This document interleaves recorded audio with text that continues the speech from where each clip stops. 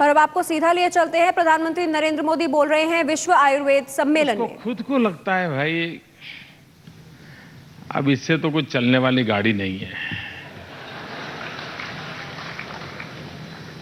अब तो एलोपैथी के रास्ते पर जाना ही पड़ेगा। और वो पेशेंट को भी बता देता है कि ऐसा करते हैं, शुरू के 3 दिन तो एलोपैथी ले लेते हैं, बाद में आयुर्वेद का देखेंगे।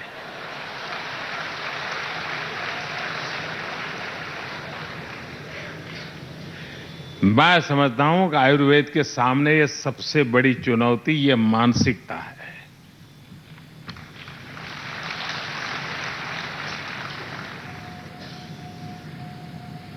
अगर आयुर्वेद को जानने वाले व्यक्ति आयुर्वेद के प्रति प्रतिबद्धता नहीं होगी, उनका समर्पण नहीं होगा, आत्मविश्वास नहीं होगा, तो वो पेशेंट में विश्वास कैसे भर पाएंगे। हम जब छोटे थे तो एक चुटकुला सुना करते थे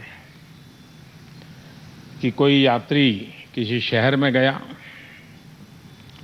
और किसी रेस्टोरेंट में खाना खाने गया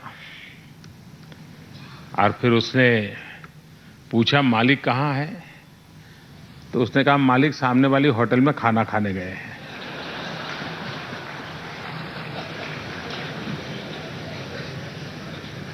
तो उस रेस्टोरेंट में कौन खाएगा। जिसको अपनों पर भरोसा नहीं है, अपने पर भरोसा नहीं है, अपनी परंपरा पर भरोसा नहीं है, वो औरों पे भरोसा नहीं जगा सकते। संकट आयुर्वेद का नहीं है, संकट आयुर्वेद वालों का है। ये बात मैं नहीं जानता हूं आपको अच्छी लगी, कड़वी लगी, लेकिन कड़वी लगी तो मैं समझता हूं कि मैं पूरी तरह आयुर्वेद के सिद्धांतों के आधार पर बोल रहा हूं कि आयुर्वेद के सिद्धांतों में कड़वा जो होता है अल्टीमेटली मीठा बना देता है।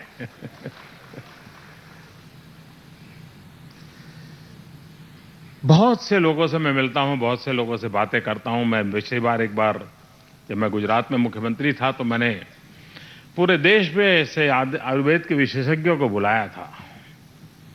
अब जो है कि वो समय तो वो मेरा क्षेत्र नहीं था, एक राज्य का काम करता था, लेकिन आयुर्वेद के प्रति एक जागरूकता की आवश्यकता थी। आयुर्वेद एक ऐसा क्षेत्र नहीं है कि वो एक सर्टिफाइड डॉक्टर तक सीमित हो। हमारे पूर्वजों ने स्वास्थ्य को जीवन का एक हिस्सा बना दिया था।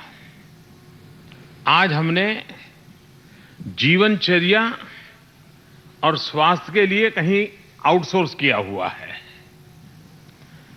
पहले स्वास्थ्य को आउटसोर्स नहीं किया गया था, उसकी जीवनचर्या का हिस्सा था और उसके कारण हर व्यक्ति, हर परिवार अपने शरीर के संबंध में जागरूक था, समस्या आए तो उपाय क्या उस पर भी जागरूक था। और उसका अनुभव आज भी आपको होता होगा। कभी आप रेल में या बस में ट्रैवल करते हो और मान लीजिए कोई बच्चा बहुत रो रहा है, तो आपने देखा होगा कि कंपार्टमेंट से 12-15 लोग वहां आ जाएंगे और तुरंत ऐसा करो इसको ये खिला दो, दूसरा कहेगा ये खिला दो, तीसरा कोई पुड़िया निकाल के जेब में से दे देगा, उसके मुंह में ये डाल दो। हम पूछते तक नहीं है कि आप डॉक्टर हैं, कौन है, कुछ नहीं, लेकिन जब वो कहता है तो हमें भरोसा होता है, हाँ यार बच्चा चिल्ला रहा, रो रहा है, तो हो सकता है उसको ये तकलीफ होगी और ये दे देंगे तो बच्चा रोना बंद कर देगा और उसको शायद राहत हो जाएगी। ये अक्सर हमने रेलवे में, बस में ट्रैवल करते हुए देखा होगा कि कोई न कोई मरीज को कोई बीमारी हुई तो कोई न कोई पैसेंजर आकर के उसका उपचार कर देता है, जबकि वो डॉक्टर नहीं है, नहीं वो वैद्यराज है, न कहीं जामनगर की आयुर्वेद यूनिवर्सिटी में जाकर के आया है।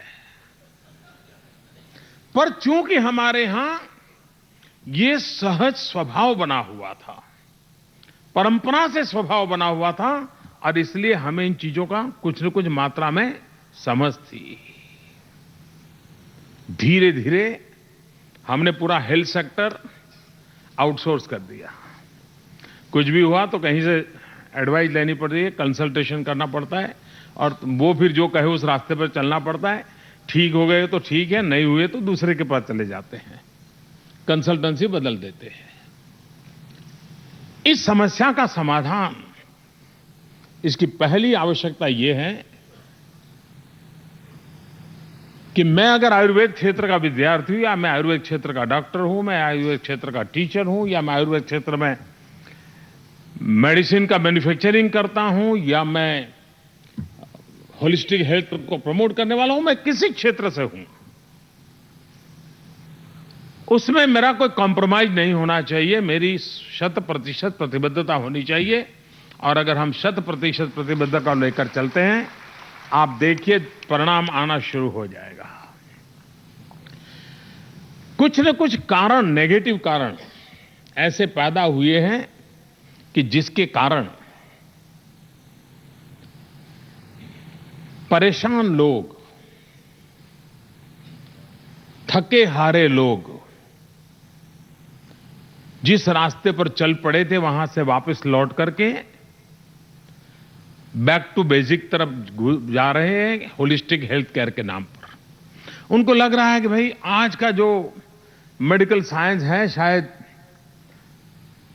तुरंत हमें राहत तो दे देता होगा, लेकिन स्वास्थ्य की गारंटी नहीं देता है।